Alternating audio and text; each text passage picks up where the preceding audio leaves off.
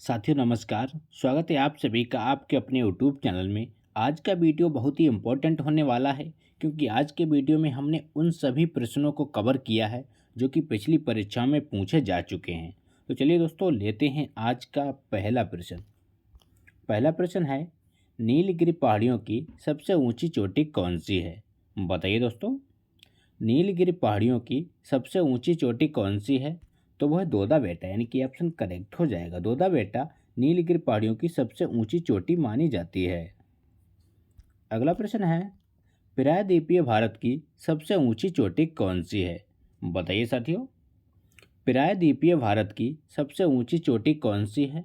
तो वह अनाईमुड़ी, यानी कि ऑप्शन करेक्ट हो जाएगा। अनाईमुड़ी चोटी प्रायद्वीपीय भारत की सबसे ऊंची चोटी है। अगला प्रश्न है, नीलगिरी हिल्स एक प्रकार के बिलाक पर्वत हैं जिस पर एक प्रसिद्ध पर्यटन स्थल बना है, उसका नाम क्या है? बताइए दोस्तों। तो उस पर्यटन स्थल का नाम है ऊटी, यानी कि ऑप्शन करेक्ट हो जाएगा। अगला प्रश्न है, गारो खासी जयंतियाँ पहाड़ियाँ कहाँ पर स्थित हैं? बताइए दोस्तों, गारो खासी जयंतियाँ पहाड़ियाँ कहाँ पर स्थित हैं?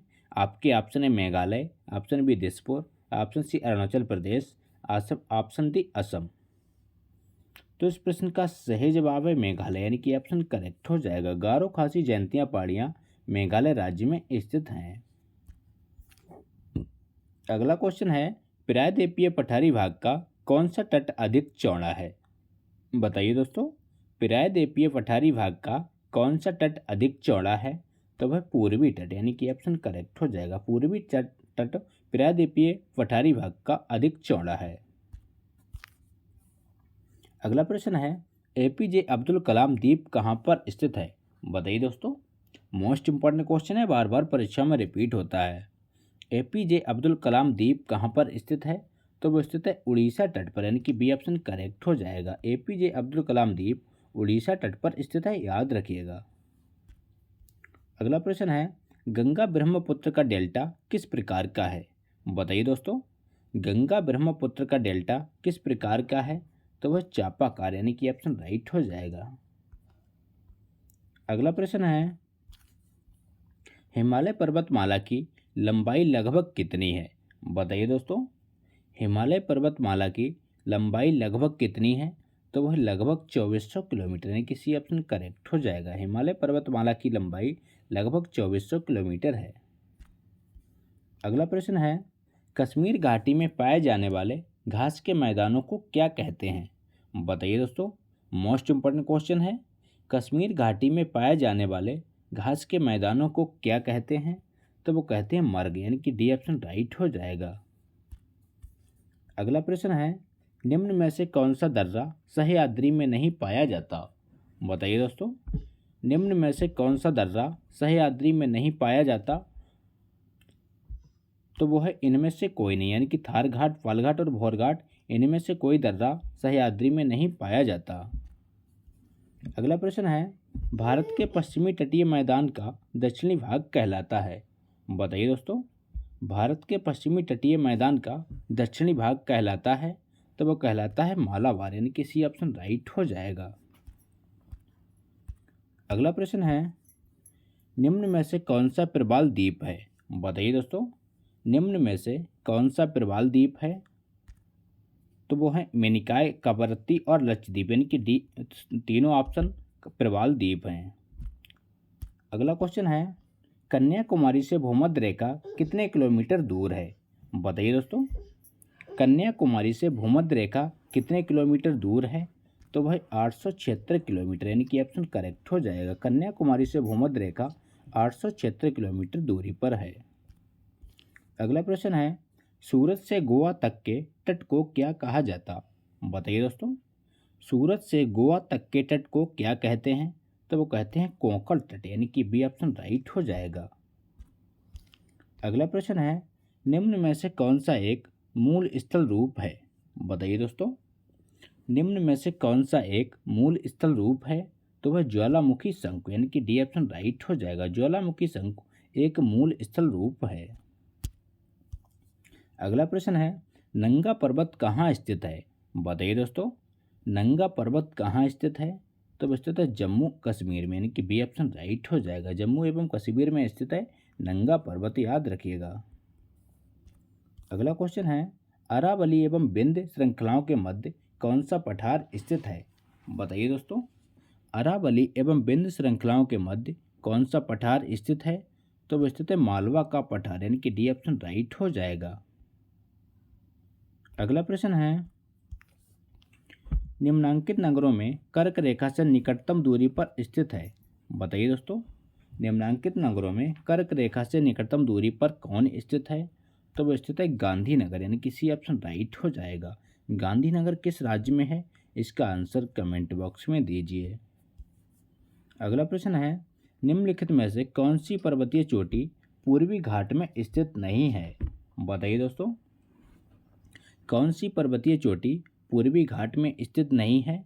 तो वह सलहेर, यानी कि ऑप्शन राइट हो जाएगा। सलहेर चोटी पूर्वी घाट में स्थित नहीं है। अगला प्रश्न है कौन सा भौगोलिक शब्द उपमहाद्वीपीय भूमि का टुकड़ा जो पानी से घिरा हुआ है संबंधित है? बताइए दोस्तों, तो इस क्वेश्चन का राइट आंसर है द्वीप, यानी कि सी ऑप्शन राइट हो जाएगा। पानी से घिरे हुए टुकड़े को द्वीप कहा जाता। अगला प्रश्न है निम्नलिखित में से कौन सा भौगोलिक शब्द तीन तरफ से पानी से घिरे हुए भूमि के शरीर से संबंधित है? बताइए दोस्तों, तीन तरफ से पानी से घिरे हुए भूमि के टुकड़े को क्या कहते हैं? तो वो कहते हैं प्रायद्वीप, यानी कि डी ऑप्शन राइट हो जाएगा। अगला प्रश्न है भौगोलिक शब्द निर्मित संकीर्ण आमतौर पर नौगम्य जलमार्ग से संबंधित है जो पानी के दो बड़े निकायों को जोड़ता है। बताइए दोस्तों, जो पानी के दो बड़े निकायों को जोड़ता है तो उसको जल डमरू मध्य कहा जाता है, यानी कि बी ऑप्शन करेक्ट हो जाएगा। अगला प्रश्न है निम्नलिखित में से कौन सा विश्व का सबसे बड़ा द्वीप समूह है? बताइए दोस्तों, कौन सा विश्व का सबसे बड़ा द्वीप समूह है? तो वह इंडोनेशिया, यानी कि बी ऑप्शन राइट हो जाएगा। इंडोनेशिया विश्व का सबसे बड़ा द्वीप समूह है। अगला क्वेश्चन है निम्नलिखित में से कौन सा विश्व का सबसे बड़ा प्रायद्वीप है? बताइए दोस्तों, कौन सा विश्व का सबसे बड़ा प्रायद्वीप है?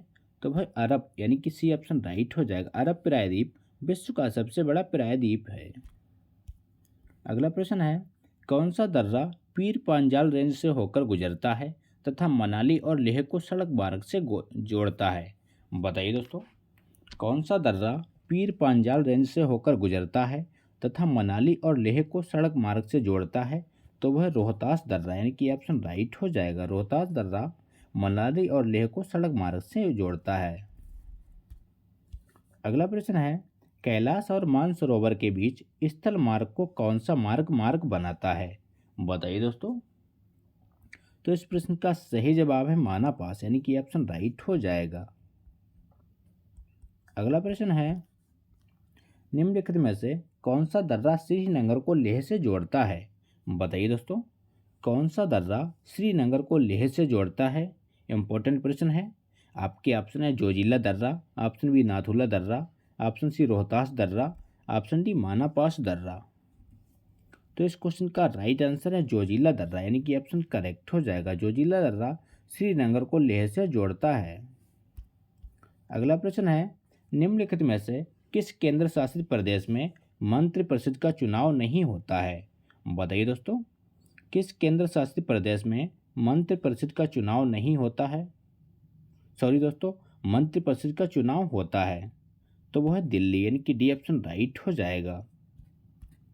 अगला प्रश्न है निम्नलिखित में से किस केंद्र शासित प्रदेश के विधायक भारत के राष्ट्रपति के चुनाव में भाग नहीं लेते हैं? बताइए दोस्तों, किस केंद्र शासित प्रदेश के विधायक भारत के राष्ट्रपति के चुनाव में भाग नहीं लेते हैं? तो वह लक्षद्वीप और पुडुचेरी, यानी कि इन दोनों केंद्र शासित प्रदेशों के विधायक भारत के राष्ट्रपति के चुनाव में भाग नहीं ले सकते। अगला प्रश्न है केंद्र शासित प्रदेश दमन और दीव पर कौन सा शासन करता है? बताइए दोस्तों, केंद्र शासित प्रदेश दमन और दीव पर कौन शासन करता है? तो वो करता है प्रशासक, यानी कि बी ऑप्शन करेक्ट हो जाएगा। और प्रशासक की नियुक्ति किसके द्वारा की जाती है? इसका आंसर कमेंट बॉक्स में दीजिए। तो ये थे दोस्तों आज के इंपॉर्टेंट प्रश्न। अगर वीडियो अच्छा लगा हो तो लाइक करें, दोस्तों के साथ शेयर करें और चैनल पर नए हो तो चैनल को सब्सक्राइब करना ना भूलें।